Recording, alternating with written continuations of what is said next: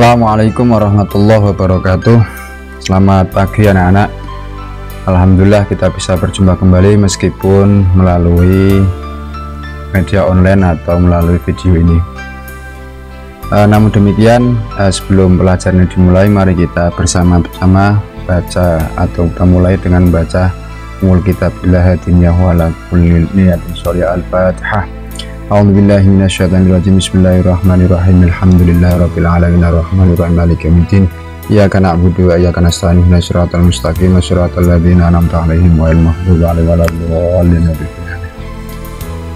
Kita mulai saja pelajarannya, yaitu kita sudah menginjak pada bab 2, yaitu tentang apa? Tentang usaha NU dalam melestarikan paham Ahlussunnah wal Jamaah. Jadi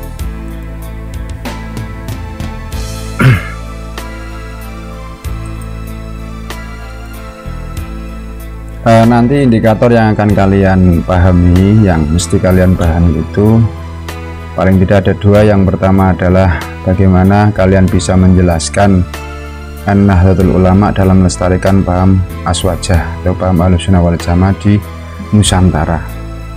Kemudian yang kedua, kalian harus mampu menjelaskan peran penting ulama dalam melestarikan paham Aswajah. Yang pertama kita bahas dulu adalah strategi NU dalam melestarikan paham Aswajah di Nusantara. Coba kalian perhatikan ini ya, ini kira-kira gambar apa? Yaitu gambar anak-anak sedang mengaji, bahwa usaha NU dalam melestarikan paham Aswajah di Nusantara adalah yang pertama melalui jalur pendidikan non formal.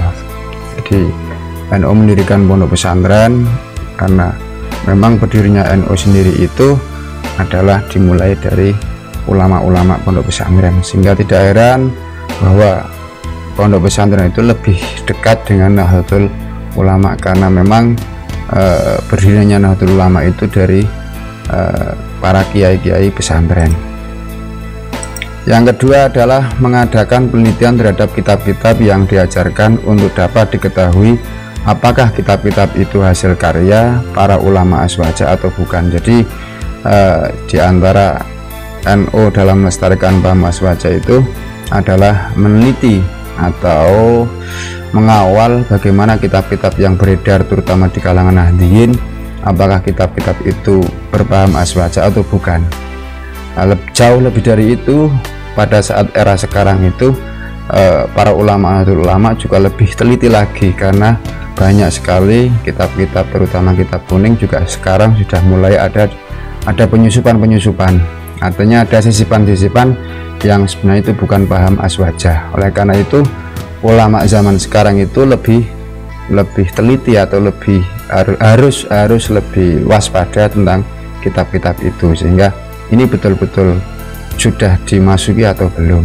Karena zaman sekarang itu banyak sekali kitab-kitab kuning yang sudah banyak sisipi dengan paham-paham selain Aswajah, terutama paham Wahabi.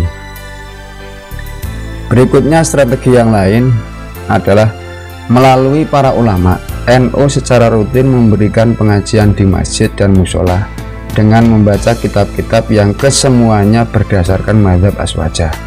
Di para ulama atau para kiai NU itu secara rutin memberikan pengajian baik di masjid, selain tadi di pesantren, di masjid, di musola, di majelis-majelis taklim, dengan membaca kitab-kitab yang berdasarkan paham Aswajah. Di samping itu, para ulama Ahlussunnah wal Jamaah, terutama An-Nahdliyah atau ulama-ulama NU itu melestarikan amalia Aswajah yang telah dirintis oleh para ulama pendahulu.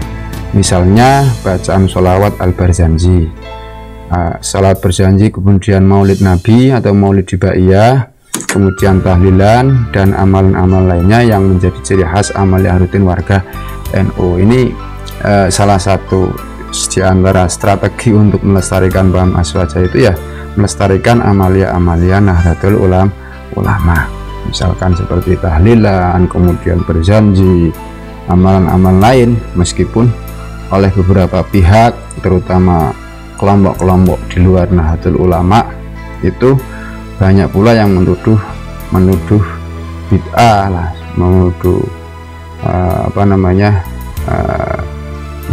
ya itulah, jadi menuduh sesuatu yang tidak lah ya.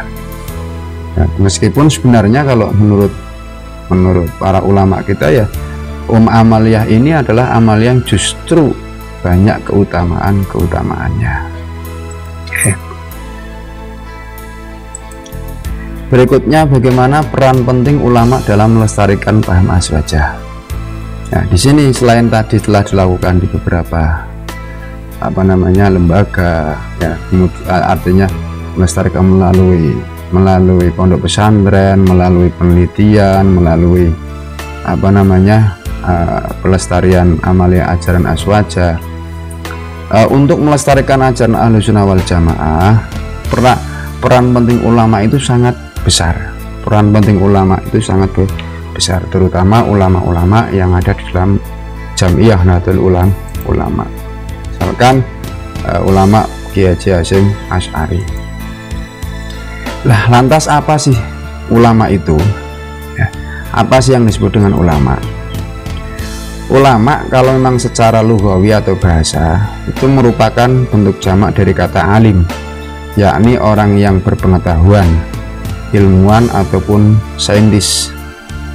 Dalam pengertian warga Nahdien, kata ulama mempunyai arti yakni sebagai ahli ilmu pengetahuan agama Islam sekaligus sebagai tokoh dan pemimpin keagamaan. Nah, jadi ini secara bahasa saja ya, secara bahasa. Nah, di dalam Al-Quran dijelaskan bahwa ulama adalah mereka yang menguasai segala bidang ilmu, tidak terbatas ilmu agama, dan ilmunya menjadikan mereka semakin takut kepada Allah Subhanahu wa Ta'ala. Jadi di dalam, kalau definisi ulama menurut Al-Quran, dalam Al-Quran jelaskan bahwa ulama itu mereka yang menguasai ilmu pengetahuan. Nah, ilmu pengetahuan di mana ilmunya itu yang bisa mengantarkan atau menjadikan mereka semakin takut kepada Allah. Jadi sebenarnya tidak hanya terbatas pada ilmu agama, tetapi termasuk ilmu-ilmu yang lain, selagi itu bisa mengantarkan semakin takut kepada Allah, disitulah disebut dengan ulama, sebagaimana di dalam Al-Quran, innama yakhsyallaha min ibadihil ulama. Artinya sesungguhnya yang takut kepada Allah Subhanahu wa Ta'ala di antara hamba-hambanya hanyalah ulama. Nah, di surat Al-Fatir ayat 28. Kriteria ulama. Nah, kalau tadi itu definisi ulama, sekarang kriteria ulama. Yang pertama, mempunyai pengetahuan yang mendalam tentang agama Islam. Ini jelas ya. Jadi mempunyai pengetahuan yang mendalam tentang agama Islam. Kemudian melaksanakan perintah dan menjauhi larangan, bukan hanya mengetahui tetapi juga mengamalkan. Karena apa? Jika pengetahuan itu hanya dijadikan sebagai perhiasan saja tanpa diamalkan, maka ilmu itu menjadi sia-sia atau menjadi tidak bermanfaat. Tetapi agar pengetahuan atau ilmu itu bermanfaat, maka harus dilaksanakan. Nah, para ulama itu melakukan itu. Artinya para ulama mempunyai pengetahuan yang mendalam tentang agama Islam dan juga sekaligus melaksanakan perintah dan menjauhi larangan Allah, terutama berdasarkan ilmunya. Karena apa? Yaitu tadi takut kepada Allah. Kemudian di samping itu memiliki akhlak mulia dan sifat-sifat utama yang diamalkan dalam kehidupan sehari-hari, seperti zuhud, qanaah, amanah, dan sifat-sifat mulia lainnya. Di samping memiliki pengetahuan, melaksanakan perintah atau melaksanakan apa yang sudah dipahaminya, yaitu berupa perintah dan larangan Allah, artinya menjauhi larangan Allah. Kemudian dia juga memiliki akhlak mulia dan sifat-sifat utama yang diamalkan dalam kehidupan sehari-hari, seperti zuhud, qanaah, amanah, dan sifat-sifat mulia lainnya. Sebab apa? Para ulama itu adalah panutan ya, tokoh atau panutan yang akan dinut oleh masyarakat. Oleh karena itu ya, karena ulama adalah seorang panutan, ya dia juga harus memiliki akhlak yang mulia. Berikutnya, di samping memiliki akhlak yang mulia, ulama itu memiliki kriteria berjuang untuk kemaslahatan umat, ya, berjuang untuk kemaslahatan umat, peka terhadap kepentingan umum, dan mengabdikan seluruh ilmunya untuk meningkatkan agama Allah. Artinya dia sebagai ulama itu ya berjuang untuk kemaslahatan umat, ya, kepentingan umum, peka terhadap kepentingan umum, dan mengabdi seluruh ilmunya untuk meningkatkan agama Islam. Jadi tujuan utama atau fungsi utama dari ulama itu adalah bagaimana tafakuh fiddin itu dapat dipahami oleh masyarakat. Artinya memahami agama itu agar bisa dipahami juga oleh masyarakat. Berikutnya, mampu menjadi teladan dan contoh bagi umat manusia dalam bertutur kata dan bertingkah laku. Nah, jadi mampu menjadi teladan, jadi bisa diteladani. Oleh karena itu, biar bisa diteladani harus memiliki akhlak yang mulia, ya. Kalau tidak memiliki akhlak yang mulia, ulama kok akhlaknya sembarangan, artinya tidak baik, maka ya tidak layak dia dikatakan sebagai ulama. Karena ulama itu bisa diteladani dan dicontoh umat manusia, baik dalam bertutur kata, bertingkah laku, ya, maupun dalam tulisannya. Kalau zaman sekarang itu kan tulisannya itu banyak sekali di media sosial. Kalau ulama itu ya tulisannya itu bertutur kata tentang hal-hal yang baik, yang menambah keimanan seseorang.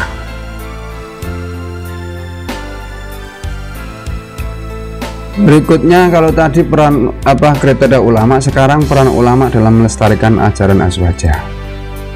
Yang pertama dalam bidang agama, ya, peran ulama dalam melestarikan ajaran azwajah. Yang pertama bidang agama.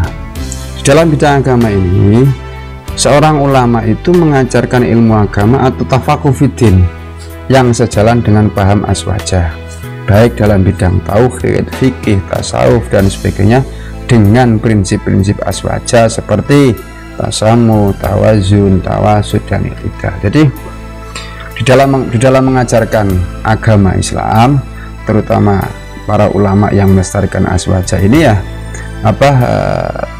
mengajarkan ilmu agama dengan paham azwajah, baik tauhid, fikih, tasawuf itu dengan prinsip-prinsip tasamu, ya, tawazun, tawasud, dan i'tidal. Tasamu itu toleran, tawazun itu imbang, tawasud tengah-tengah, i'tidal itu proporsional. Kemudian bidang kemaslahatan dan kenegaraan.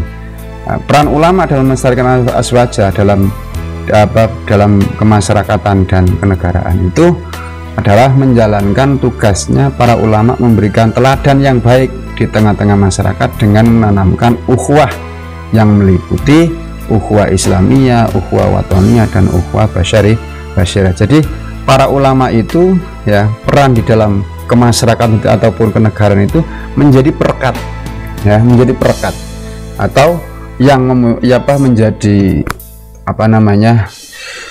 teladan yang mampu untuk menanamkan nilai-nilai ukhuwah, baik ukhuwah Islamiyah atau persaudaraan antar sesama orang Islam, atau ukhuwah watoniyah, persaudaraan di dalam bernegara, ya, artinya senasib sebangsa, dan ukhuwah basyariah, artinya persaudaraan di dalam kemanusiaan. Nah, dalam menjaga negara dan bangsanya, para ulama menanamkan rasa kecintaannya terhadap tanah air, sehingga para ulama, terutama ulama di Nusantara, menegaskan hubbul waton minal iman, ya. Ini jadi peran ulama di sini juga sangat penting, ya. Hubbul waton minal iman, cinta tanah air adalah bagian daripada iman. Itu salah satu bentuk peran ulama di dalam melestarikan azwajah yang terkait dengan bangsa dan negara. Yang kedua adalah bidang pendidikan. Kalau tadi negara, bangsa dan negara, ya. Kemudian bidang pendidikan.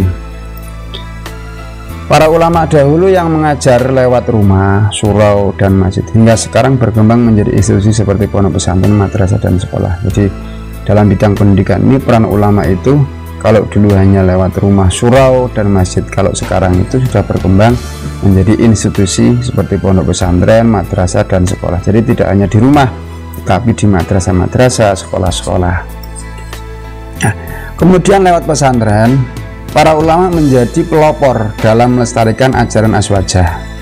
Kalau kita tahulah bahwa pesantren itu lahirnya itu para ulama Ahlussunnah wal Jamaah. Kenapa demikian? Kalau melihat sejarahnya saja itu kan pesantren sebenarnya bukan dari tradisi orang Islam ya, kemudian diakulturasi atau dirubah menjadi sistem pengajaran yang isinya adalah sistem pengajaran agama Islam. Disinilah salah satu watak aswaja itu ya tadi, bisa menerima sesuatu yang baik meskipun itu bukan dari dirinya tetapi bisa dari luar, dengan cara mengajarkan kajian keagamaan melalui kitab kuning yang sering disebut oleh kalangan santri sendiri sebagai alat pokok untuk memperdalam agama. Ini peran ulama di dalam bidang pendidikan. Kemudian di bidang ekonomi, peran ulama dalam bidang ekonomi itu melestarikan ajaran aswaja. Para ulama merumuskan prinsip-prinsip dalam menjalankan aktivitas perekonomian sebagaimana yang terdapat dalam rumusan Mabadu Khairu Ummah. Jadi salah satu peran ulama dalam bidang ekonomi itu, terutama Nahdlatul Ulama itu, bagaimana merumuskan prinsip-prinsip yang dijalankan dalam perekonomian, sebagaimana yang terdapat dalam rumusan Mabadu Khairu Ummah. Mabadu Khairu Ummah itu adalah pokok-pokok dasar umat yang terbaik, yaitu apa? Yang pertama asidku atau kejujuran, al-amanah wal wafa bil ahdi, tanggung jawab dan menepati janji. Kemudian ta'awun itu saling tolong menolong. Kemudian al-adalah atau keadilan, dan al-istiqamah atau konsisten dan bulat. Demikian pelajaran pada kali ini. Nanti untuk tugas saya berikan pada ruang yang berbeda, mungkin di grup WA dan sebagainya. Terima kasih. Ahlul kalam, wallahul muwaffiq ila aqwamit thoriq. Assalamualaikum warahmatullahi wabarakatuh.